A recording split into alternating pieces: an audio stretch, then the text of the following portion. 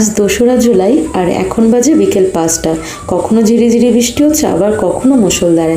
সে যাই হোক না কেন, আজ 3-4টে দিন ধরে বৃষ্টি হচ্ছে। আমার মনটা তো ভীষণ খুশি, কারণ আমার যে বর্ষাকাল ছোটো থেকে ভীষণ ভীষণ পছন্দ। আর ঘরে একটুও বাজার নেই, জানো তো, এই বর্ষাতে ভিজতে ভিজতেই আমার বর গেল বাজারে।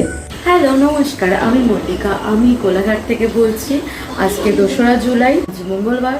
সারাদিন বৃষ্টি হচ্ছে, গত 3-4 দিন ধরেই বৃষ্টি হচ্ছে। আই থিঙ্ক সব জায়গাতেই বৃষ্টি হচ্ছে, বৃষ্টিটা সব জায়গাতেই হচ্ছে, কারণ বর্ষাকাল।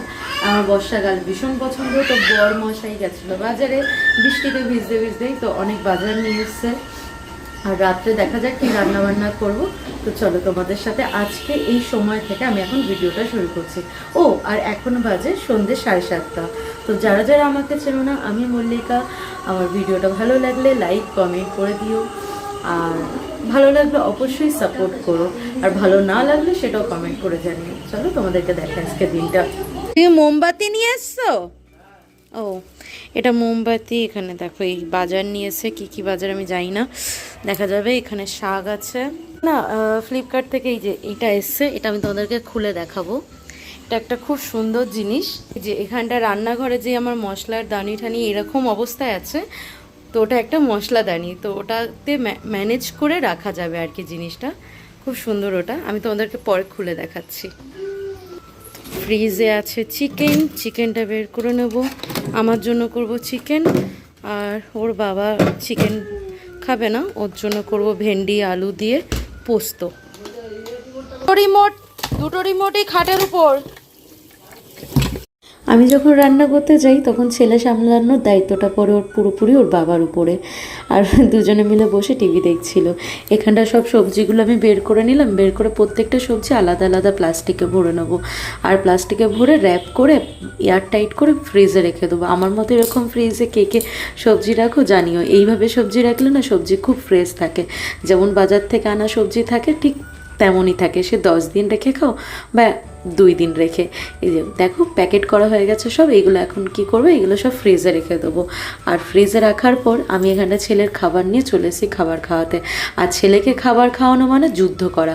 ও তো খাবার খাবে কম, গোটা ঘর ঘুরবে। দেখো আমি এখানটা এখন বসাবো, বসে ওকে খাবারটা খাওয়াবো, গোটা শেষ করে চলে যাবে বারান্দায়। ওর পিছনে এরকম ঘুরতে ঘুরতে বিশ্বাস করো আমি রোগা হয়ে যাচ্ছি।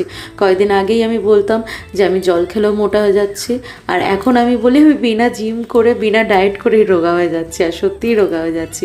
তো চলো এবার যাই রান্নাঘরে গিয়ে রান্নাটা করে ফেলবো। আর আজকে আমি করব বেশি কিছু না, শরীরটা ভালোও লাগছে না ঠিক। তো ওর বাবাকে বললাম দেখো আমি কিন্তু বেশি কিছু রান্না করতে পারবো না, চিকেন আছে আমি চিকেন রান্না করব, তুমি কি খাবে? তো বললো না দেখো আমি চিকেন খাবো না, কারণ ও না মাংসটা ঠিক তেমন একটা পছন্দ করে না। মাছটা খায় রেগুলার, কিন্তু মাংসটা পছন্দ করে না। তো ওই মাংসটা আমি একাই আমার জন্য করব, আর ওকে করে দিচ্ছি ভেন্ডি আলু পোস্ত। আর তোমরা কি জানো, আমার এই শ্বশুরবাড়ি কোলাঘাটে চ্যাটার্জি পাড়া খাদিনান। তো এখানকার লোক শুধু এই পাড়াটার লোকে, এরাই না শুধু ওই নিরামিষ যে কোনো তরকারি দাও, দুধ দিয়ে নিরামিষ তরকারি দিয়ে গোটা ভাত খেয়ে ফেলে। কীভাবে যে খায় আমি বুঝতেই পারি না। আমি যখন প্রথম বিয়ে হয়ে এসেছি, আসার পর যখন দেখলাম যে আমার বর, শ্বশুরমশাই, শাশুড়ি এইরকম খায়, আমি তো দেখে অবাক। কারণ আমরা তো সাধারণত ছোটোবেলার থেকে দেখেছি দুধ দিয়ে চিনি দিয়ে খেতে, বা দুধ দিয়ে আম দিয়ে বা মিষ্টি দিয়ে।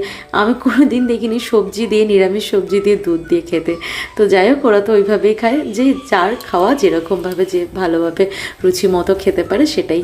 তো দেখো এটা হচ্ছে আমার মশলাদানি। তো এখন রান্নাঘরে গিয়ে প্রত্যেকটা রান্না করব, আর রান্না করার সাথে সাথে মশলাগুলো সবকটা মশলাদানিতে ভরে নেব। তো আজকে না চিকেনটা আমি রান্না করব অন্যরকমভাবে। আমি কাজের সূত্রে থাকতাম মহারাষ্ট্রে, পুনেতে। তো পুনেতে যখন থাকতাম ওখানে হচ্ছে মশালা রাইস বানাতো। তো এইটা হচ্ছে আমি বানিয়ে নিয়েছি মশালা রাইস। আর এই মশালা রাইসটা যখন বানিয়েছি চিকেনটা দিয়ে, যেমন চিকেন রান্না করে ঠিক তেমনই মশালা রাইস। আমার বর এখানটা বলছে এটা কি মশালা রাইস নাকি এটা ঝোলের মধ্যে তুমি ভাত মিশিয়ে খাচ্ছ। তাই বললাম না, এটাই মশালা রাইস, কিন্তু খুব টেস্টি লাগে এটা খেতে। তো দিয়ে তোমরা কেউ কোনোদিন খেয়েছো? এটা শুধুমাত্র খাদিনান চ্যাটার্জি পাড়াতেই খায়, তাই তো? এই শুনতে পাখি, তুমি কি করছো শুনতে পাখি? আমি খাবো আর আমাকে শুধু ধরে থাকবে। যা খেয়ে নি। এই যে এখানটা আমার বর দুধ দিয়ে ভাত মেখে ভেন্ডি আলু পোস্ত দিয়ে খাচ্ছে। যাই হোক, ও ওটাই ভালো খায়। আর এখানটা আমাকে পাটা এইভাবে মেলে খেতে হয়। আমি জানি আমার এইভাবে খাওয়া উচিত না একটা মেয়ের বা একটা ছেলে, যাই হোক না কেন, কিন্তু আমি বাধ্য, মানে কিছু করার নেই আমার। কারণ এই যে আমার ছেলেকে দেখছো, আমার শান্তশিষ্ট সন্টু পাখি, এ বারবার এদিক ওদিক চলে যায়। তোকে ওকে আটকে রাখার জন্য ওই গলিটার মধ্যে ছেড়ে আমরা এই পাশে দুজন খেতে বসে, ওকে তো ধরার কেউ নেই, বুঝলে? তো ভিডিওটা এখানটা আজকে শেষ করছি। আর এই দেখো আমার সেই মশলাদানিটা সুন্দর লাগছে না? তোমরা সবাই ভালো থেকো, সুস্থ থাকো, দেখা হবে তোমাদের সাথে আবার অন্য কোনো ভিডিওতে। কেমন লাগলো একটা লাইক কমেন্ট করে জানিও। টাটা।